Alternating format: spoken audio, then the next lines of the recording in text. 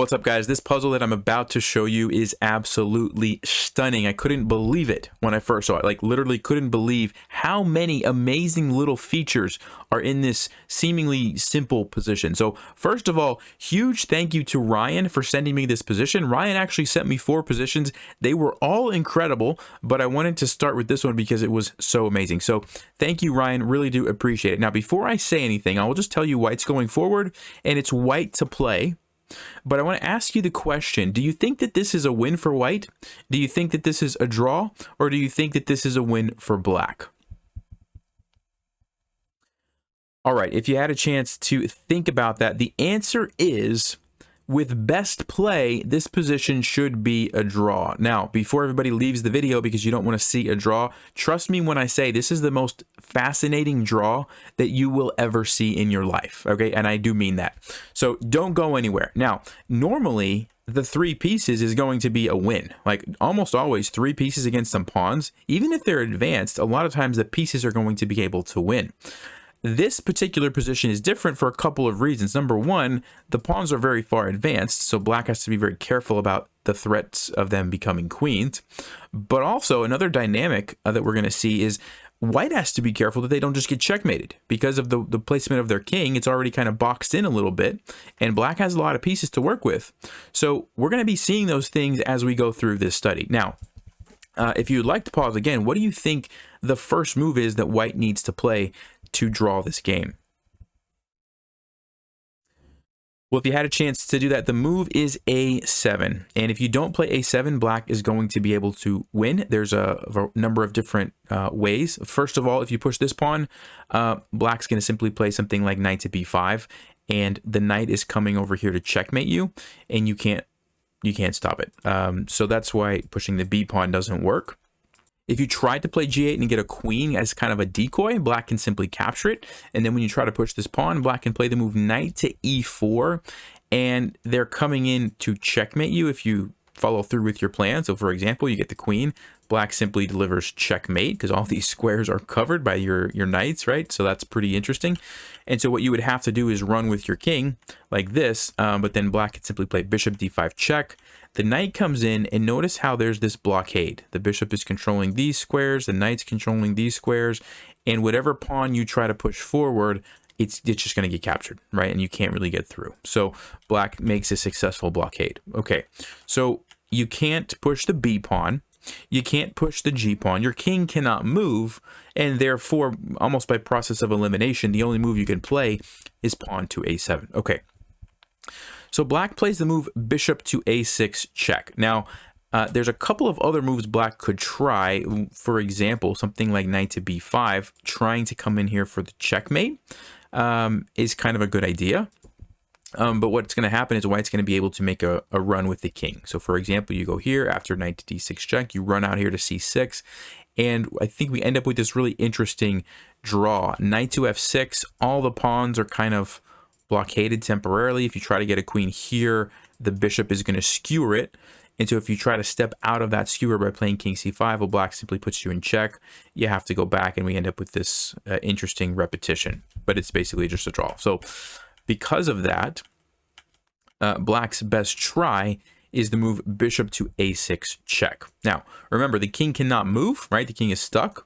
And so white is obligated to play b7. All right, so we have this really interesting position where white has 3 pawns that are threatening to become queens, but the king is kind of trapped. Black has all of these pieces sort of hunting the king, if you will, either hunting the king or trying to figure out a way to stop all the pawns, right? So black plays the move now, knight to e4. Now, there's also knight to b5. They both kind of are threatening the same thing, right? A knight hopping into d6 to deliver checkmate. But this move is actually better for black. It gives black more options, which we're going to see in just a second. So knight here, the threat is checkmate to our king. We are white. We have to figure out a way to not get checkmated. So I invite you to pause. This is the threat. How do you prevent it? All right, well, if you had a chance to look at that, I mean, obviously we can't get a queen or we just lose, right? That's kind of the whole point. And even if we get a queen over here, we just lose, right? It's still checkmate either way. So what do we need to do?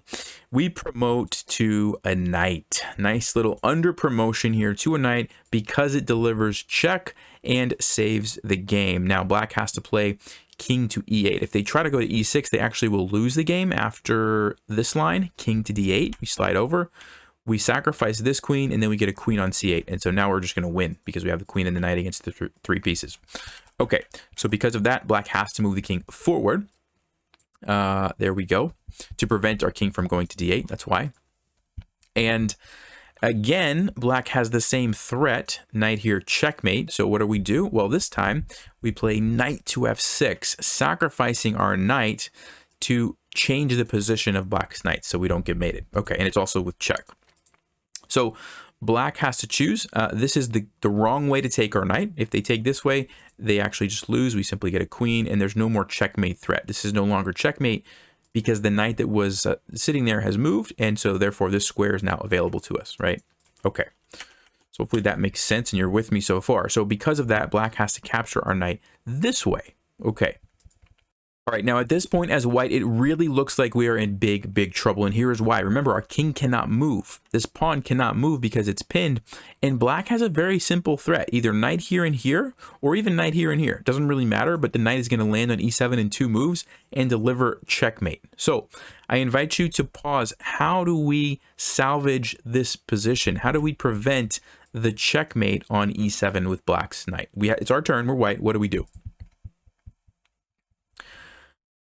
All right, well, if you had a chance to look at that, you probably noticed that the only thing we can do is move the pawn forward, right? And so you're probably thinking that was maybe a dumb question, right? Like, well, we have to get a queen. What else can we do, right? If we get a queen, we lose. We lose. And so the move that we must play in this position is a8 bishop. A bishop. Now, you're probably thinking, hold on, Nelson. What? Here's the deal. If we get a queen, we lose. If we get a bishop, we can save the game. How could this be possible, right? Here's the problem. If black plays, let's just say knight to g8, coming over here for checkmate, what do you notice about the position? It is a stalemate. We cannot move our king. We cannot move our pawn because it's pinned. And guess what? We can't move the bishop because it's blocked. So we essentially are setting up a stalemate trap. How cool is that, right? If we go back and you imagine we got the queen instead, now black plays the same move. Guess what? This is not a stalemate. We have 3 legal moves with our queen, and they all lose the same way. It doesn't really matter what we do. Black comes in here with this really nasty checkmate. Look at that. I mean, that's ridiculous, right? And we can't stop it, but we have to move our queen. You can see when we have a bishop, we don't have to worry about that or this because of the stalemate trap. So brilliant. So we've seen an under promotion to a knight over here. Now we see an under promotion to a bishop over here. I mean, how amazing is that, right? Okay. It's not over yet though, because black, realizing what is happening, does not play one of these moves, but plays this move instead. And what they are doing is opening up this square for our king so that it's no longer a stalemate. Okay, so we have to move over. It's the only legal move. And now black plays knight to c6 check. Again, we have to move here, only legal move. And now black plays the crazy move bishop to f1, and they are setting a very nasty trap for us. So before I tell you what black is trying to do, let me just ask you, what do you think the move is that we need to play to save the position? And after you've had a chance to look at that, I'll talk about what exactly black was trying to do and how we can prevent it. All right, well, if you had a chance to look at that, here is the situation. The king, once again, cannot move. Okay, we're stuck again. The bishop obviously cannot move, which means we have to push our pawn. But after we get the queen, black has set a very nasty trap. Bishop goes back to a6 check. We block. It doesn't really matter how we block. If we block with the queen, knight to e4. If the knight is coming in here, the only legal move that we have is to take the bishop, and now we get checkmated like this. That was the thumbnail picture, I guess. That's why it's highlighted like that. Really just, I mean, oh, wow. Right, and going back, the other move, blocking with the bishop, doesn't help us. This actually just loses immediately to knight to e7, even faster, right? So that's the trick. Okay, so how do we prevent this? Well, you might have been tempted to say push the pawn and get a knight because the knight controls the square and black can no longer play there, right? Good idea, but the problem is this. Knight to e7 check, forces the king over. Bishop to g2 check, forces the king over. Knight goes back check, forces our king to leave our bishop, and we're ultimately going to lose the bishop, and we end up with this position, which is a win for black. Black's going to be able to use the king and the knights and the bishop to take our pawn, and then ultimately it's going to be a winning endgame for black. Okay, so it was a good idea, but it doesn't quite cut it. So going back to here, you might say, like, what else can we do? I mean, there's no other moves, right? Wrong. This study would not be complete without under promotion to a rook. So we had the knight, we had the bishop, and now we have the rook. Now you're probably thinking, how does a rook help us? Like, what's the deal? Check this out. Remember what black was planning before? Bishop to a6 check. Now we play rook to b7. Do you remember what black played last time? Knight to e4, hopping into d6, right? Well, now when you play knight to e4, guess what? Guess what?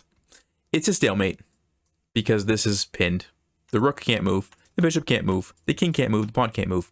And remember before the queen that had to capture? Nope, rooks don't move diagonally. And so it's simply a stalemate.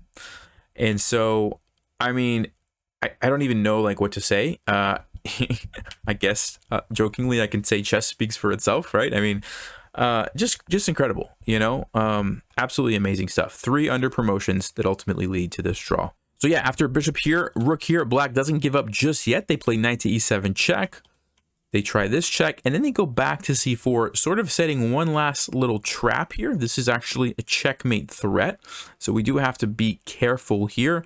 But there's one move that we can play, and it's just simply moving our rook back. And, you know, if black goes for this, we escape over here. And so ultimately, black has to repeat the position with the bishop move. And so we end up with a draw. So, like I said, I don't think you'll ever see a draw quite as exciting as this one. We had the triple under promotion, all sorts of crazy checkmates with the knights. I mean, pretty amazing stuff. So thank you once again, Ryan. Appreciate you sending in that position. Hope you guys enjoyed that. Make sure you check out this video for some more interesting puzzle stuff like this. But as always, stay sharp, play smart, and take care.